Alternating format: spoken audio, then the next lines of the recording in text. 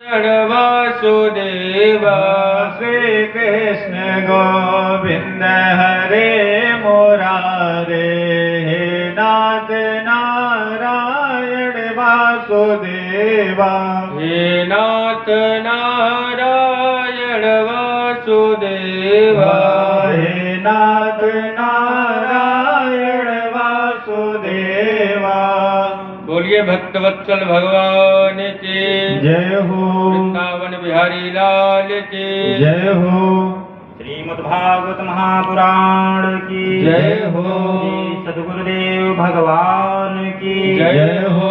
जय जय श्री राधे नमः पार्वती पतये हर हर महादेव।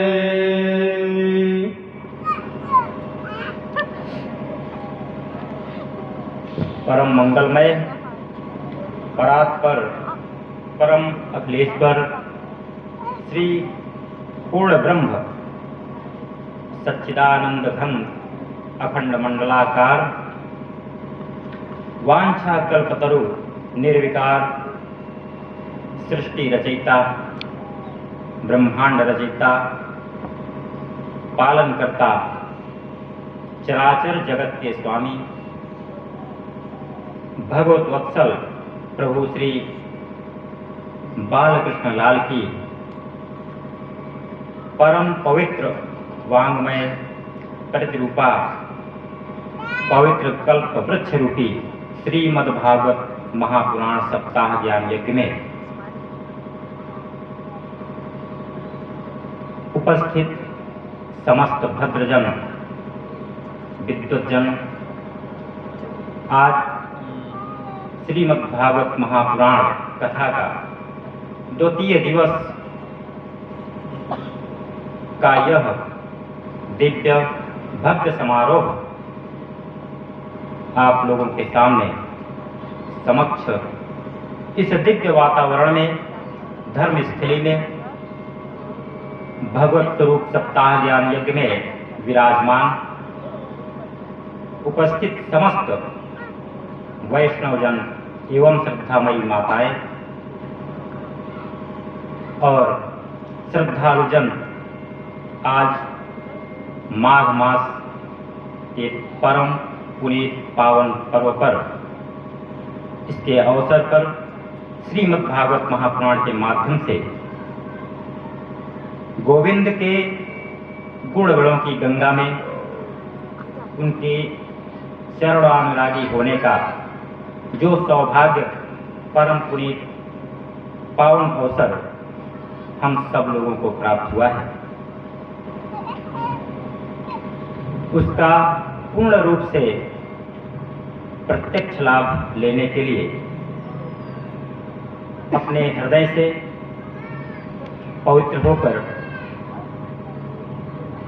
अपने गुरु भगवान के चरणों का आश्रय लेकर उनसे आत्मिक रूप से मानसिक रूप से आज्ञा लेकर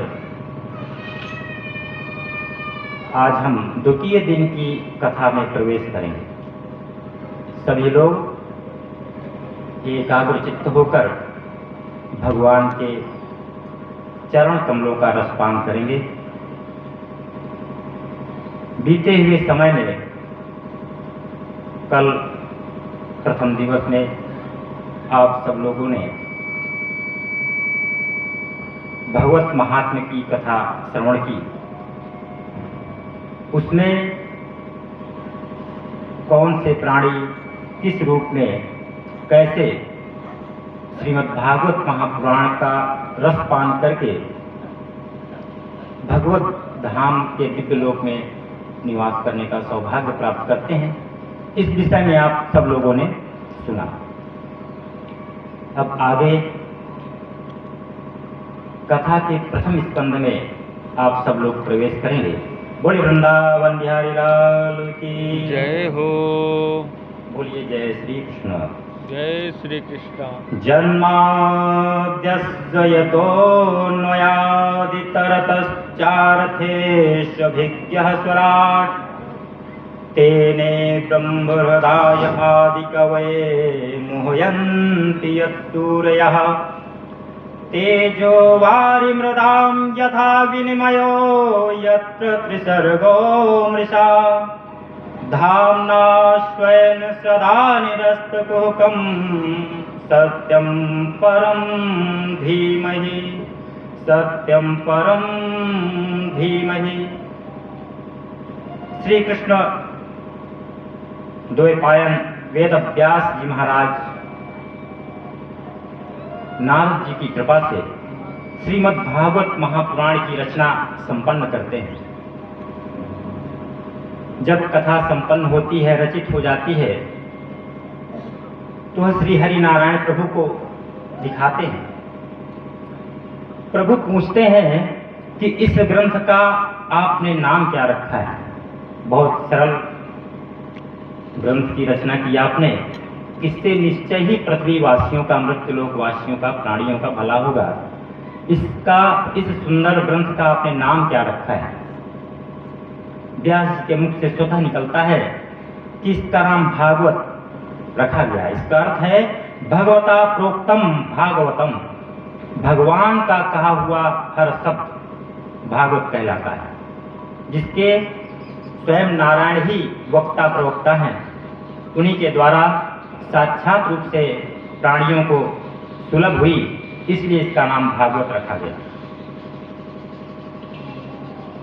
जहाँ पर वार्तालाप चल रहा था, जहाँ पर व्यास जी से नारायण ने यह प्रश्न किया था कि इस ग्रंथ का क्या नाम रखना है, वह बैकुंठ धाम था और वहाँ पर लक्ष्मी माता भी साथ में विराजमान थी। किसी भी कार्य में यदि व्यक्ति गृहस्थ जीवन व्यतीत कर रहा है, तो हर यज्ञ कार्य, पूजन कार्य या फिर कुछ भी निर्माण कार्य करना हो या आपके नाम से हुआ हो, तो उसमें आपके अर्धांगिनी की, आपके सहधर्मिणी की बराबर की सहभागिता होती है। जब माता यह सुनती हैं कि व्यास जी ने इस ग्रंथ का नाम भागवत रखा है, तो उन्होंने कहा कि व्यास जी, इसमें सिर्फ आपने भगवान के निमित्त बताया, हमारा भी कुछ हिस्सा है इसमें, हमारा भी इसमें नाम आना चाहिए। व्यास जी मनन करते हैं। जब लक्ष्मी जी कहती हैं कि इस ग्रंथ में मेरा नाम क्यों नहीं आया है कि नहीं आया, तब व्यास जी कहते हैं, माता जी, बिना माता के कोई भी कार्य संपन्न नहीं होता, बिना लक्ष्मी के कोई भी ग्रंथ संपन्न नहीं हो सकता, इसलिए इसका नाम भगवत्या प्रोक्तम भागवतम, भगवती का कहा हुआ भी भागवत ही बनेगा। व्याकरण में कहा गया है, इस प्रकार इसका आपका नाम भी इसमें आ गया, भागवत भगवत्या, भगवती के द्वारा कहे हुए शब्द भी इसमें है, इसलिए यह भागवत है। भगवती का कहा हुआ भागवत ही बनेगा, इस प्रकार आपका नाम भी आ गया। लक्ष्मी जी बोली, ऐसे स्पष्ट नहीं होता, सिर्फ भागवत है, इससे स्पष्ट है कि ये सिर्फ नारायण को समर्पित किया हुआ ग्रंथ है। इसमें कहीं भी स्पष्ट नहीं हो रहा कि इसमें हमारी भी सहभागिता है। जब ऐसा प्रश्न आया तो व्यास जी ने उसमें श्रीमद जोड़ दिया। श्रीमद शब्द का जब उसमें जुड़ाव होता है तो अब भागवत स्पष्ट रूप से श्रीमद् भागवत महापुराण के रूप में आप सब लोगों के समक्ष उपस्थित होती है। बोले वृंदावन बिहारी लाल की जय हो। इस ग्रंथ का शुभारंभ जन्मादस्यतः इस ब्रह्म सूत्र से किया गया। व्यास जी बताना चाहते हैं कि इस ग्रंथ में हम वैदिक सूत्रों की ही व्याख्या करने जा रहे हैं, सरल शब्दों में। वेद सब लोगों के समझ में नहीं आता, कठिन है वेद, इसलिए इस सरल भाषा में जो सहज है, सरल है, सबको ग्रहित है, इसलिए श्रीमद् भागवत की रचना हुई। कहते हैं कि अर्थोयम ब्रह्मसूत्राणाम भारतार्थ विनिर्णयः गायत्री भाष्य भूतोऽसौ वेदार्थ परिवृण्यतः वेदार्थदधिकं मन्ये पुराणार्थं वरानने वेदाः प्रतिष्ठिताः सर्वे पुराणानेनात्र संशयः। पुराणानुवां समारूपः साक्षात् भगवतोदितः ग्रन्थोऽष्टादशसाहस्रः श्रीमद्भागवताभिधः। श्रीमद्भागवत के मंगलाचरण की महापुरुषों ने अनेकों प्रकार की व्याख्याएं की हैं। जब भी आप कोई यज्ञ कार्य पूजन कार्य करते हैं तो पहले सनातन धर्म में व्यवस्था दी गई है कि प्रथम पूज्य श्री गणेश जी का पूजन हो, पंचांग पीठ का पूजन हो। कितना भी बड़ा आप यज्ञ कार्य करने जा रहे हो, कोई भी शुभ कार्य करने जा रहे हो तो पहले पंचांग पीठ का पूजन होता है। हमारे गणेश जी महाराज, लक्ष्मी जी, पृथ्वी माता, अग्नि देवता आदि देवी देवताओं का आवाहन और पूजन होता है। जब इस ग्रंथ की रचना हुई, इसकी व्याख्या आरंभ की गई, तब सर्वप्रथम कोई भी कार्य करने से पहले मंगलाचरण किया जाता है, देवताओं का आवाहन किया जाता है, मन में उनको धारण किया जाता है श्लोकों के माध्यम से, मंत्रों के माध्यम से। विभिन्न प्रकार के वक्ताओं ने, बड़े बड़े विद्वानों ने अपने अपने ढंग से श्रीमद्भागवत महापुराण के लिए मंगलाचरण कहा। अनेकों महापुरुषों ने अनेकों व्याख्याएं की हैं। कई टीकाकारों के शब्द हम लोग जानते हैं, सुनते हैं कि जन्मादस्य यतः अस्य विश्वस्य तो यस्मात् जन्म स्थित गंगा बहवंती भंगा भवंती। इस विश्व की जिससे उत्पत्ति, पालन और अंत होता है, जिसमें यह लीन हो जाता है, जहां से उत्पन्न होता है उसी में वह लीन हो जाता है, उस परम सत्य का नाम परमात्मा कहा गया है। यतो व इमानि भूतानि जायन्ते येन जातानि जीवन्ति यत् पर्यन्तभ्य सविंशति। जो श्रुति इस तत्व का प्रतिपादन करती है, उसी के प्रतिपादन के द्वारा संसार के सभी पदार्थों को जो अन्वित है, जो प्रसाद रूप में परिणित है, जो जीवन रूप में, वायु के रूप में आपके और हमारे हृदय में सदा विराजती रहती, बहती रहती है, उसी को सतचित सच्चिदानंद भगवान के रूप में आप और हम सब हमेशा स्मरण करते हैं। और वही वायु नारायण के रूप में आपके श्वास में परिलक्षित होती है। समझने की बात है, लोग अहंकार युक्त होकर अहम के निमित्त में आकर के यह कहते हैं कि हमारा जब तक जीवन है या जब तक हमारी श्वास चल रही है तब तक हमारे मन में जो आएगा करेंगे। हम किसी प्रभु की उपासना नहीं करते। हमें जो दिखाई दे रहा है, जो प्रतिबिंबित हो रहा है, प्रदर्शित हो रहा है, हमारे प्रत्यक्ष, हमारे समक्ष जो कुछ है, हम उसी को सत्य मानेंगे। यह अहम है, क्योंकि यदि आप किसी भी सत्ता को मानते हैं कि इस जगत का संचालन यदि कोई कर रहा है तो आप नास्तिक नहीं हो सकते, आस्तिक हैं। और जब इस बात की सत्ता आप स्वीकार करते हैं तब आपको नारायण की भी सत्ता माननी पड़ेगी। बोली वृंदावन बिहारी लाल की जय हो। जो ब्रह्मांडम विदधाति पूरम जो वै वेदांश प्रणोति तस्मै। जिस भगवान के स्वरूप में यह त्रिगुणात्मक संसार सूर्य की किरणों में जैसे जल की बूंदें प्रतीत होती हैं, मृगमरीच का एहसास होता है आपको। अंधकार में, अमावस्या की रात में यदि कोई रस्सी भी रास्ते में पड़ी हो तो आपको सर्प का संदेशा होता है कि हो सकता है यह सर्प है।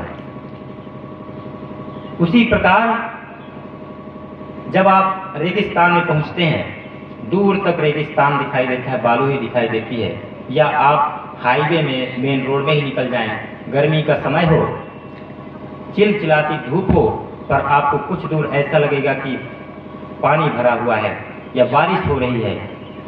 मृगमरीच का आप देख रहे हैं, आपको यह आभास है कि यह पानी है, पर यह भी आपको सत्य पता है कि यह सत्य नहीं है, पानी नहीं है, सिर्फ धूप की ही किरणें धरती से टकराकर कुछ ऊपर तक आपको जल होने का एहसास कराती है। बोली वृंदावन बिहारी लाल की जय हो। ब्रह्म सूत्र का पहला सूत्र अथातो ब्रह्म जिज्ञासा। ब्रह्म को जानने की आपके अंदर जो जिज्ञासा है उसे कभी भी कम नहीं होने देना चाहिए। हमेशा यह जिज्ञासा धारण करते रहिए। मनन करते रहिए कि ब्रह्म क्या है, ब्रह्म की खोज करिए। और दूसरा सूत्र है जन्मादस्यतः, इसी ब्रह्म सूत्र से श्रीमद् भागवत का शुभारंभ हुआ। श्रीमद् भागवत शोध का विषय है। महाराज व्यास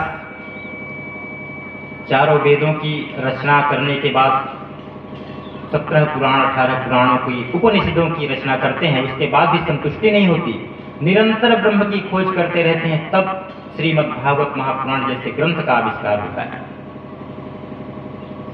इसलिए कहा गया था अथा तो ब्रह्म जिज्ञासा, जब तक आपके अंतः मन में खोज करने की प्रबल इच्छा जागृत नहीं होगी, तब तक आप ब्रह्म को नहीं समझ सकते। ब्रह्म सत्यम जगद मिथ्या, एको ब्रह्म द्वितीयो नास्ति, सिर्फ ब्रह्म ही सत्य है, दूसरा कुछ भी नहीं है। इसलिए हम और आप भगवान का ध्यान करें। विद्वानों ने श्रीमद् भागवत के इस मंगलाचरण के अनेक अर्थ बताए हैं। सभी ने अपने अपने इष्ट का इसमें वंदन किया है। जो जिसका इष्ट है, जो गुरु है, उसके द्वारा दिखाए गए मार्ग के द्वारा जिसने जिस ईश्वर को अपना इष्ट बनाया, उसी की वंदना की है। मंगलाचरण के रूप में अपने इष्ट का ही ध्यान किया जाता है कि जन्मादस्य यतो नयादितरतश्चार्थे स्वभिज्ञः स्वराट् तेने ब्रह्महृदाय आदिकवये मुह्यन्ति यत् सूरयः तेजो वारिमृदां यथा विनिमयो यत्र त्रिसर्गो मृषा धाम्ना स्वेन सदा निरस्तकुहकं सत्यं परं धीमहि, सत्यं परं धीमहि। हम परम सत्य का ध्यान करते हैं। परम सत्य कौन है? सच्चिदानंद स्वरूप भगवान नारायण श्री कृष्ण परम सत्य है। इसलिए हम परम सत्य का ध्यान करते हैं। श्रीमद् भागवत को श्री कृष्ण का स्वरूप ही कहा गया, उनकी आत्मा कही गई है। विद्वानों का मत है कि इस श्रीमद् भागवत महापुराण में स्वयं सच्चिदानंद स्वरूप आपके सांवले श्याम कृष्ण ही स्वयं विराजमान हो गए। इसलिए सत्यम परम धीमहि, श्री कृष्ण परक अर्थ का ही आप श्रवण करें, उसी को ध्यान दें। सत्यम सच्चिदानंद स्वरूपम श्री कृष्णम परम परमेश्वरम धीमहि ध्यायेयम्, सत्यम परम धीमहि ध्यायेयम्। सत्य का अर्थ श्री कृष्ण इसलिए है क्योंकि श्रीमद् भागवत महापुराण में श्री कृष्ण को ही सबसे अधिक सत्य सत्य कहकर पुकारा गया। सत्य शब्द का कई बार उच्चारण हुआ। गोविंद जब देवकी माँ के गर्भ में पधारे, तब भगवान जब उनकी वंदना करते हैं, प्रार्थना करते हैं, मंगलाचरण करते हैं, तब भी उनको बार बार सत्य सत्य कहकर ही पुकारते हैं। कहते हैं कि सत्य प्रथम सत्य परम त्रिसत्यम, सत्यस्य योनिं निहितं च सत्ये, सत्यस्य सत्यमृत्य सतनेत्रं, सत्यात्मकं त्वां शरणं प्रपन्ना, सत्यात्मकं त्वां शरणं प्रपन्ना। सभी देवाधिदेव ब्रह्मा सहित सारे देवता भगवान की उस समय सत्य असत्य कह करके वंदना करते हैं जब वो माता देवकी के गर्भ में पधारते हैं। इसलिए जो देवताओं ने भगवान श्री कृष्ण को कई बार सत्य कहा, सत्य कहकर पुकारा, इसलिए सत्य स्वरूप श्री कृष्ण का ध्यान करते हुए भगवान श्री कृष्ण का स्मरण करते हैं। प्रश्न आता है कि श्री कृष्ण कैसे हैं? सबको बताया गया सांवला स्वरूप है, 3 जगह से टेढ़े हैं, मुरली धारण करते हैं, सर पर मयूर पंख धारण करते हैं, बड़ा सुंदर स्वरूप है उनका। पर जिसने सिर्फ सुना है, कुछ विद्वत समाज जो निराकार ब्रह्म का उपासक है, साकार स्वरूप को नहीं मानता, वह पूछेंगे कि ब्रह्म कैसा है, सत्य क्या है, सत्य कैसा है, श्री कृष्ण कैसे हैं, उनका स्वरूप कैसा है, या किसे श्री कृष्ण कहते हैं। तो जन्मादस्य यतः आद्यस्य जन्मादि विकार रहितस्यापि यतः तत्र वसुदेव गृहे जन्म। जो भगवान अजन्मा है, आदि अंत से परे है, जिसका ना आदि है न अंत है, आदि अंत से रहित, वे परमात्मा भक्तों को परम आनंद प्रदान करते हैं। और ऐसे परमात्मा वसुदेव जी महाराज के घर में प्रकट होते हैं। यहाँ पर सवाल फिर पूछता है जो निराकार ब्रह्मोपासक है, वो फिर कहता है कि भैया हमने तो सुना था कि कृष्ण जेल में पैदा हुए थे, कैद खाने में थे, देवकी और वसुदेव वहां पर पैदा हुए थे, फिर आप यह कैसे कह सकते हैं कि वसुदेव महाराज के घर में प्रकट हुए, वहां पर पैदा हुए? तो भैया घर किसको कहते हैं, इसकी परिभाषा सबको पता होनी चाहिए कि घर को गृहिणी से युक्त घर को ही घर कहा जाता है। यदि आप सपत्नीक किसी भी झोपड़े में निवास करते हैं तो घर ही कहा जाएगा। तो यदि आप किसी अपार्टमेंट में किराया लेकर के अकेले निवास करते हैं तो वह सिर्फ रूम ही कहा जा सकता है, घर नहीं कहा जा सकता। जब वहीं आप सपत्नीक निवास करेंगे तब वही आपका घर बन जाएगा। तो वहां पर यह कहा गया कि भगवान वासुदेव महाराज के घर में प्रकट होते हैं। घर में इसलिए कहा गया क्योंकि वो जेल में रहते हुए भी अपनी पत्नी के साथ थे। और जहां पर व्यक्ति गृहिणी के साथ होता है, जहां पर गृहिणी हो, गृहिणी से युक्त बंगले को ही घर कहा जाता है। जहां पर पति पत्नी निवास करें वही घर है, भले ही वह जेल खाना ही क्यों ना हो। बोले वृंदावन बिहारी लाल की जय। इसलिए कहा गया है, ग्रंथों में बार बार कहा गया है कि श्री कृष्ण भगवान वसुदेव महाराज के घर में पधारे। फिर उनको सत्य क्यों कहते हैं? न गृहम घृतमित्याहु गृहिणी ब्रह्मुच्यते। ईंट पत्थर से बने हुए मकान को या महल को घर नहीं कहते। जहां पर पत्नी के साथ निवास किया जाए, गृहिणी के साथ निवास किया जाए, सहधर्मिणी के साथ, अर्धांगिनी के साथ जो निवास किया जाए जिस घर में, उसी को घर कहते हैं। वासुदेव पत्न्याम देवक्याम, भगवान श्री कृष्ण ने वासुदेव की पत्नी के गर्भ से जन्म लिया। अनुवाद रहता है, सत्य इसलिए कहते हैं श्री कृष्ण पैदा होते ही कितने चमत्कार करते हैं। आम जनमानस में जब बालक की उत्पत्ति होती है, बालक जब पैदा होता है, जमीन में गिरते ही सिर्फ रोता है, पर भगवान जब प्रकट होते हैं, जब नारायण का जन्म होता है तो कितने चमत्कार होते हैं। अन्वयादितरतः अनुपश्चात आयात अगच्छत। जन्म लेते ही जो भाग लिए, कहां पर? पैदा तो हुए कंस के कारागार में, और पहुंचते हैं, पैदा होते ही गोकुल धाम पहुंच जाते हैं, नंद बाबा के घर पहुंच जाते हैं। पैदा होते ही माँ बाप बदल दिए। कितनी बड़ी माया है प्रभु की। जो जन्म लेते ही जो भाग लिए, इतरतः इतरे गोकुलः, जन्म लिया मामा के बंदी गृह मथुरा में, और जन्म लेते ही तुरंत भाग कर पहुंच गए गोकुल धाम में। बोले वृंदावन बिहारी लाल की जय हो। अर्थेषु विज्ञः, अर्थेषु कंस वंचनादि प्रयोजनेषु अभिज्ञः निपुणः। जो हमारे कन्हैया इतने कुशल हैं कि मामा कंस के बंदी गृह में जन्म लेकर गोकुल भाग गए, मामा कंस को भनक तक नहीं लगी, आभास तक नहीं हुआ, क्योंकि उस समय उसके मन में पाप, द्वेष, ईर्ष्या, जलन यह सब कुछ भरा हुआ था। और जिस व्यक्ति के हृदय में इन सभी भावनाओं का वास होगा, माया से वो युक्त होगा, अहम से भरा होगा कि मैं ही सब कुछ कर सकता हूं, मैं ही हूं, मैं इतना बड़ा अधिकारी हूं, मैं इस घर का मालिक हूं। जहां पर मैं शब्द रहेगा, मैं, अहम, अहंकार, घमंड, कंस के हृदय में ये सब भरा हुआ था, क्योंकि वह राजा था। उसके मन में, हृदय में यह भरा हुआ था कि मैंने देवकी को कारागार में डाल दिया है, अब यहाँ से परिंदा भी नहीं जा सकता। इतने सैनिक लगाए हुए थे देख रेख में। नारायण जब जन्म लेते हैं तो कंस को भनक तक नहीं लगती इस बात की कि नारायण जन्म लिए। वहीं पर कोई भक्त होता, भक्तानुरागी, जो नारायण का निरंतर जप करता है, उसे आभास होता है। जब भगवान को लेकर वसुदेव जमुना जी में उतरते हैं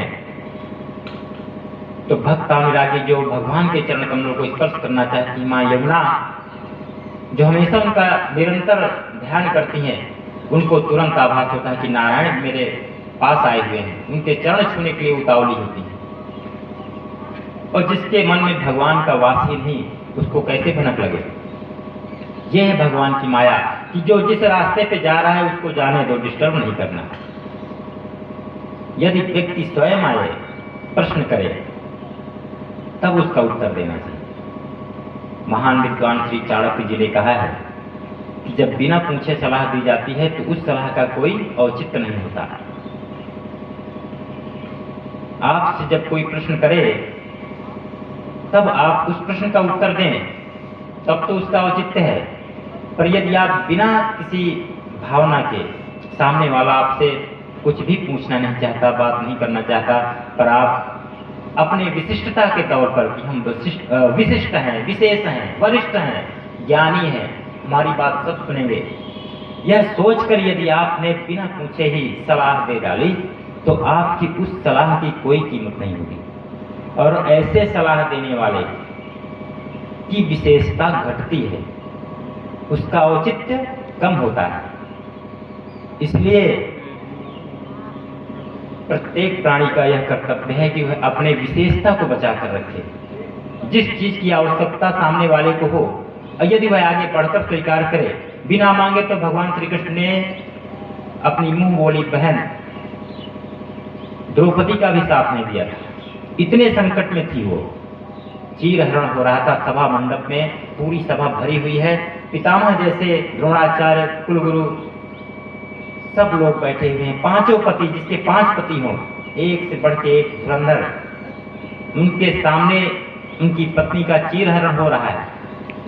जब तक देवकी द्रौपदी को मद था, अहंकार था कि मेरे 5 पति यहाँ पर बैठे हुए हैं और उनके रहते मेरा कोई मान मर्दन नहीं कर सकता, कोई चीरहरण नहीं कर सकता। भीम, अर्जुन, युधिष्ठिर जैसे महान बलशाली पतियों के होते हुए कोई उसकी पत्नी को स्पर्श नहीं कर सकता। जब तक उसको यह अहम था तब तक उसका चीरहरण होता रहा, पर जब उसने देखा कि मेरी कोई सहायता नहीं कर सकता, तब वह भगवान नारायण की शरणागति होती हैं। और जब आंख बंद करके सच्चिदानंद भगवान श्री कृष्ण को स्मरण करती हैं, तब जाकर के कृष्ण भगवान पहुंचते हैं और अपने बहन की रक्षा करते हैं। कहने का तात्पर्य है कि मांगने की आवश्यकता हो, यदि सामने वाले आगे बढ़कर आपसे कुछ आश्रय ले तब तो दीजिए। कलयुग चल रहा है, इसका विशेष ध्यान रखना चाहिए। इसीलिए चाणक्य महाराज कह गए हैं, उनके बहुत सारे विचार हैं, उन्होंने कहा है कि बिना मांग किए जो अपने उपाय और गुण बताता रहता है उसका औचित्य घट जाता है। बोले वृंदावन बिहारी लाल की जय हो। सुराट सोवेश गोपेशु राजते शोभते सुराट, गोकुल में आकर अपने श्री रामा मधुमंगल आदि ग्वाल बालों के बीच गोप वेश में, अहीर के वेश में हमारे केशव सुशोभित हो रहे हैं। श्री कृष्ण भगवान तेने ब्रह्मदाय आदि कवे मुह्यंति यत् सूर्यः आदि कवे ब्रह्मणे ब्रह्माणं विस्मापयतुं वत्स वत्सादि रूपम तेने विस्तारितवान तान विस्तारणेह। जिन प्रभु ने व्रज में आकर ऐसी लीलाएं की विचित्र लीलाओं को देख देख करके चतुर्मुखी ब्रह्मा जी भी मोहित हो गए। जब ब्रह्मा जी ने देखा कि जो नारायण का स्वरूप है, नारायण का अंशावतारी है, वह बाल्य रूप में इन ग्वाल बालों के बीच में बैठ करके जंगल में उनका जूठा खा रहा है और अपना जूठा खिला रहा है, गौचारण कर रहा है, भ्रम में आ जाते हैं ब्रह्मा जी। ऐसे ज्ञानी, परम ज्ञानी, नारायण के अनुकंपा से युक्त भगवान ब्रह्म जी भी नारायण के चरित्रों को देखकर भ्रमित हो जाते हैं। जब वह देखते हैं तो उनको शक होता है, जबकि सतता पता है कि वो अंशावतारी नारायण के ही स्वरूप है, फिर भी उनके मन में जिज्ञासा होती है कि उनकी परीक्षा ले लें। परिणाम स्वरूप वह ग्वाल बालों को गायों सहित हरण कर ले जाते हैं। जब हरण कर लेते हैं तब नारायण बालकृष्ण भगवान ये सोचते हैं कि इनका जो प्रश्न है, इनकी जो शंका है, इनके ही द्वारा इसका निवारण किया जाए, तभी समझ में आएगा। इनको बताने से कि मैं ही कृष्ण हूँ, यह बताने की आवश्यकता नहीं। और तत्क्षण भगवान ग्वाल बालों का स्वरूप धारण करते हैं। इतना ही नहीं, जो बछड़े चारा चर रहे थे वह स्वरूप भी धारण करते हैं।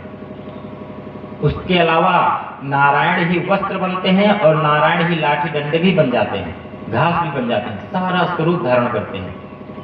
कण कण में है भगवान, इसीलिए कहा गया है कि हर पत्ते में, हर कण में, हर धूल कण में, आपके वस्त्र में, आपके मस्तिष्क में, हर जगह भगवान।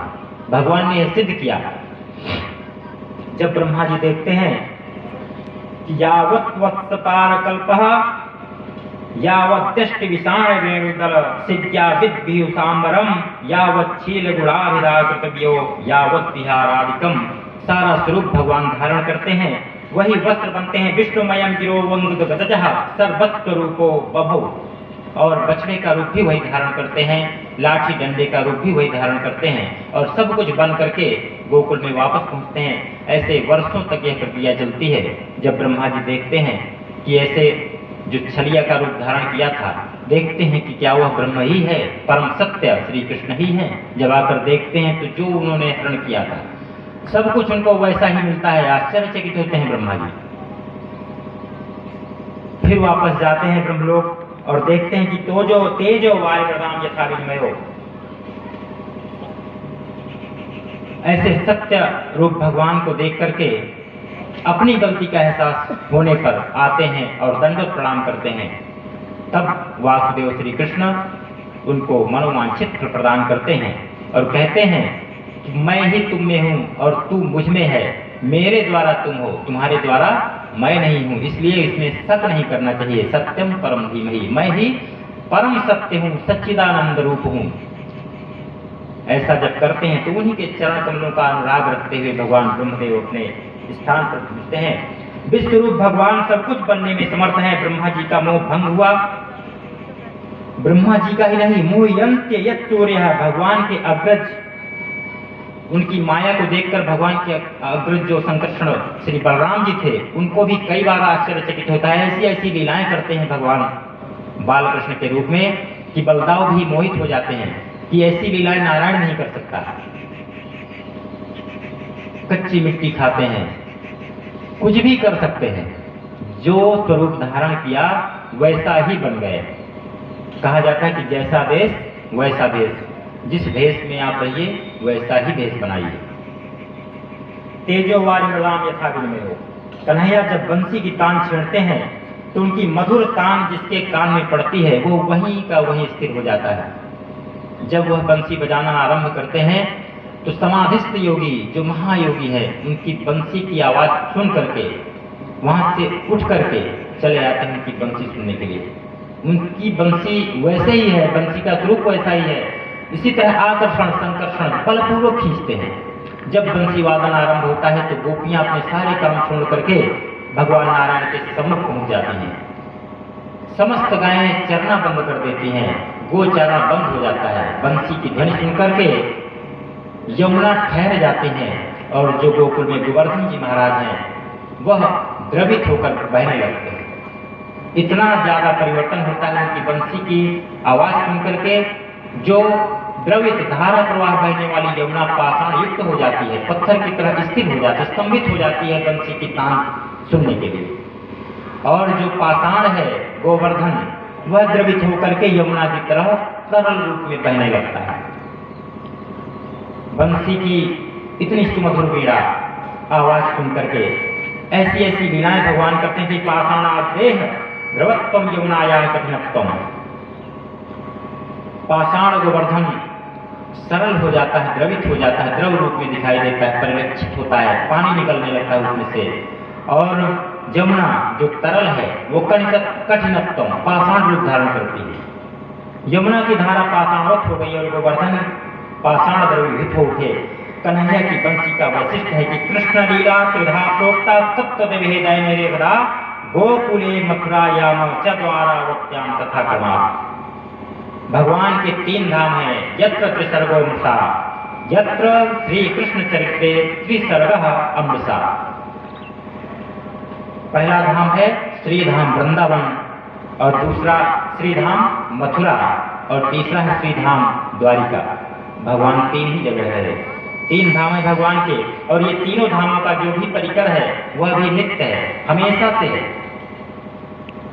उसमें कोई बदलाव नहीं है। जैसे वृंदावन में जब रहते थे तो वहां पर कौन मिला था उनको? श्रीदामा, मधुमंगल, नंद, यशोदा आदि। मथुरा में जब मथुरा धाम पहुंचते तो वहां पर अक्रूर, उद्धव, भगवान का समस्त परिकर उपस्थित है। और जब वह वृंदावन से रास मंडली लेकर के आगे बढ़ते हैं, जिस प्रकार आप जब किसी भी रास मंडली को या कोई मंचन करवाते हैं तो अधिकतर वो एक ही परिवार के सदस्य होते हैं, सबकी आपस में मंत्रणा होती है कि आपको राक्षस का रोल दिया जाएगा, आपको द्वारपाल का रोल दिया जाएगा, आप नायक होंगे, आप नायिका होंगी। एक घर के होते हुए जब वो मंचन करते हैं तो सब एक दूसरे के दुश्मन नजर आते हैं, बढ़िया मंचन करते हैं। इसी प्रकार जब नारायण अवतार लेते हैं तो उनके सारे परिकर उनके साथ में आते हैं। परिकर परिवार जो हमेशा साथ में रहता है, जहां भी रहे उनके साथ में रहेंगे। द्वारिकापुरी जब पहुंचते हैं तो वहां पर भगवान के परिकर में है माँ रुक्मिणी, सत्यभामा आदि देवियां उनके परिकर के रूप में उनका साथ देती हैं। इस तरह तीनों धामों में भगवान नारायण के साथ उनके परिकर उपस्थित होते हैं। ठाकुर जी पूरे परिकर के साथ हमेशा पधारते हैं, किसी भी युग में हो। त्रेता युग में जब राम के रूप में अवतरित हुए तब भी उनके साथ चारों भाइयों के रूप में उनके परिकर उपस्थित थे। भरत, शत्रुघ्न, लक्ष्मण आदि उन्हीं के अंशावतारी अंग थे, जो उन्हीं के हृदय में विलीन हो जाते हैं। बोले वृंदावन बिहारी लाल की जय हो। स्वयं मथुराख्येन धाम्ना तन्नवासिना सदा सर्वदा निरस्तं सुखं संसार लक्षणम्। भगवान के मथुरा धामों में निवास करने वाले भक्तजनों का भगवान संसार प्रपंच समाप्त कर देते हैं। जहाँ पर भगवान हो वहाँ पर जो सामाजिक लोग हैं उनका बाकी प्रपंच समाप्त हो जाता है। उनका ज्यादातर मनन भगवान के समकक्ष होता है, समक्ष होता है, उनके नजदीक रहता है। तो जो व्यक्ति नारायण के संपर्क में हुआ उसके समस्त पाप नष्ट हो जाते हैं। पाप जो हृदय में कलुषित भावनाएं हैं वह दूर हो जाती हैं। जितना समय है काम किया नहीं कि भगवान का नाम लिया, इससे आपके हृदय में ऐसा इसका शुद्ध रहेगा।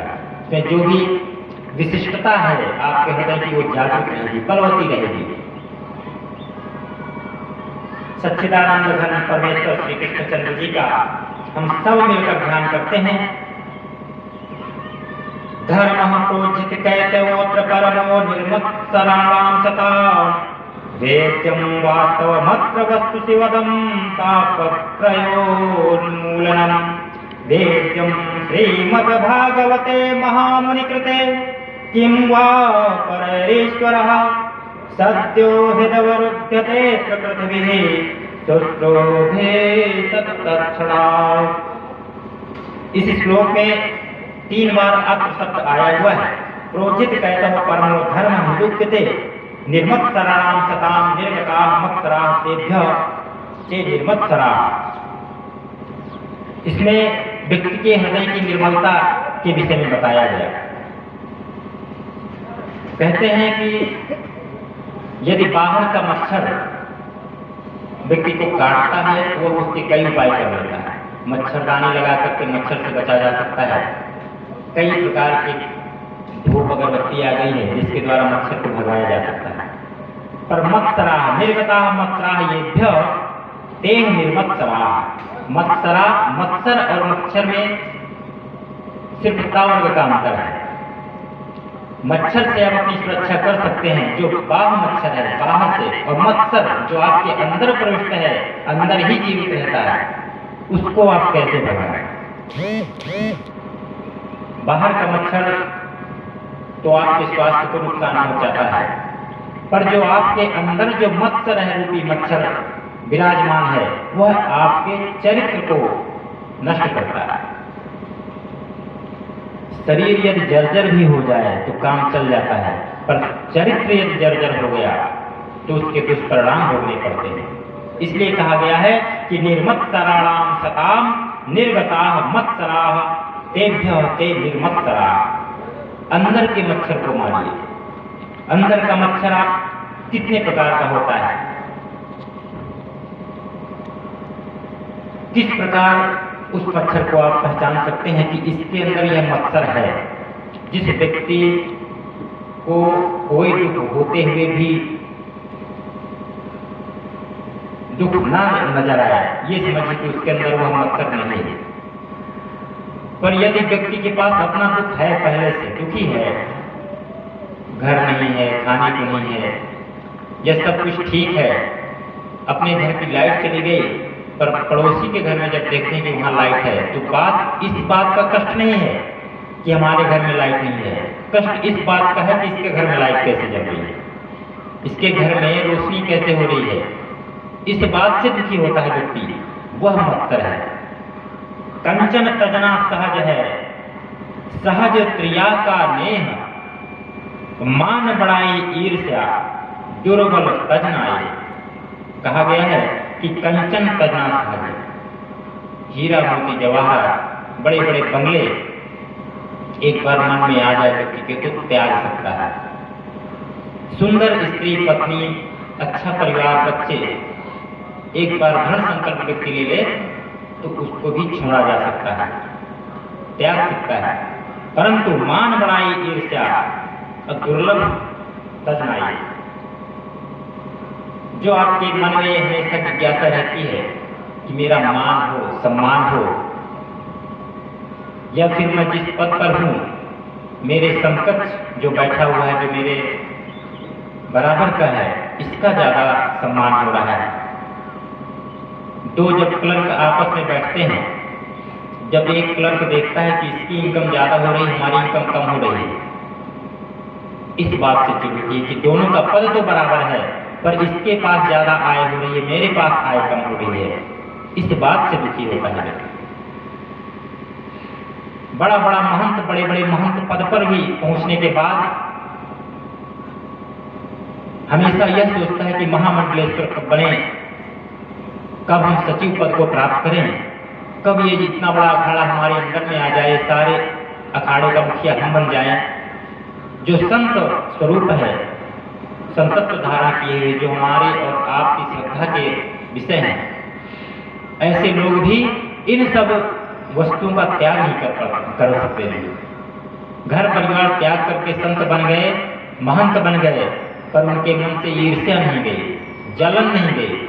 जब देखते हैं कि पंच महानिर्माणी अखाड़े के महंत बड़े पद पर जा रहे हैं, वहीं से बगल से जूना अखाड़ा के महामंडलेश्वर महंत श्री अवधेशानंद जी जब निकलते हैं, तब अगला देखता है कि इनका बड़ा मान, मुझे यह पद मिलना चाहिए। सबसे ज्यादा नागा सन्यासी, सबसे ज्यादा सैनिक है इनके अंदर। अहम, जलन, ईर्ष्या पद योग्यता के आधार पर मिलता है, विद्वता के आधार पर मिलता है, पर जब चरित्र गिरता है तो सब कुछ नष्ट हो जाता है। इसीलिए कहा गया कि कंचन तजना सहज है, सहज त्रिया का ने, मान बढ़ाई ईर्ष्या, दुर्लभ तजनाए। बोली वृंदावन बिहारी लाल की।